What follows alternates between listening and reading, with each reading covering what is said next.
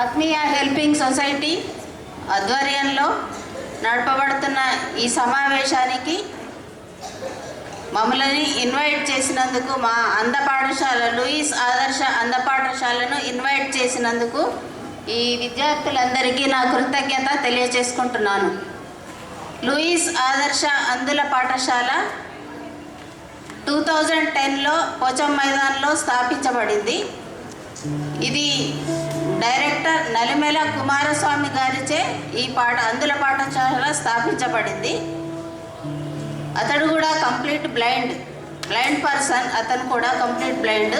అతడు commercial tax ఆఫీస్లో junior అసిస్టెంట్గా జాబ్ చేస్తూ తనకు వచ్చే శాలరీలో దాదాపు సగము ఈ పాఠశాలకే ఇచ్చి తన వంతు ప్రోత్సాహాన్ని అందజేస్తున్నాడు. ఈ అంధుల పాఠశాల స్థాపించినప్పటి నుంచి ఇప్పటి వరకు అనేక అంధ విద్యార్థులకు విద్యాబోధన చేస్తూ వాళ్ళ జీవితాలలో వెలుగు నింపడానికి మేము ట్రై చేస్తున్నాము.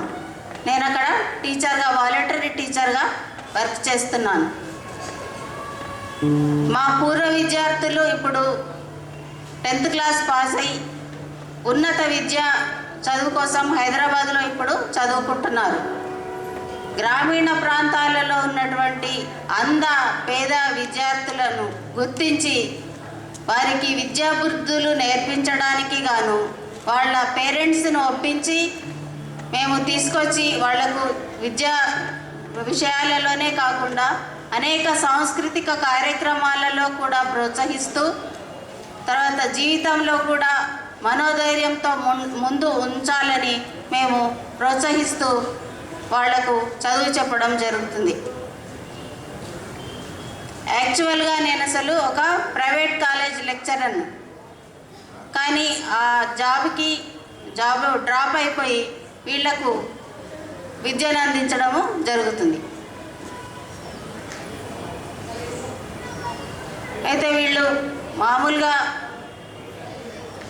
అన్ని విషయాల్లో కూడా ఎవరికి తీసిపోరని, మామూలు వారికి తీసిపోరని, అన్ని విషయాలలో కూడా మామూలు వారితో సమానంగా ఉంటారని విద్యా విషయంలో కానీ వేరే విషయాలలో కానీ రుజువు చేయడమే మా విద్యా సంస్థ యొక్క లక్ష్యం. లాస్ట్ ఇయర్, అంతకుముందు ఇయర్ కూడా 100% ఫలితాలతో మా అంధ పాఠశాల 10th క్లాస్లో ఉత్తీర్ణత సాధించింది. లాస్ట్ ఇయర్ కూడా 85% నలుగురు విద్యార్థులు, అంధ విద్యార్థులు 10th క్లాసులో 80% పాస్ అయినారు. ఈ విధంగా వీళ్లను తీర్చిదిద్దడమే మా యొక్క ప్రధాన ఉద్దేశం, మా పాఠశాల యొక్క ప్రధాన ఉద్దేశం.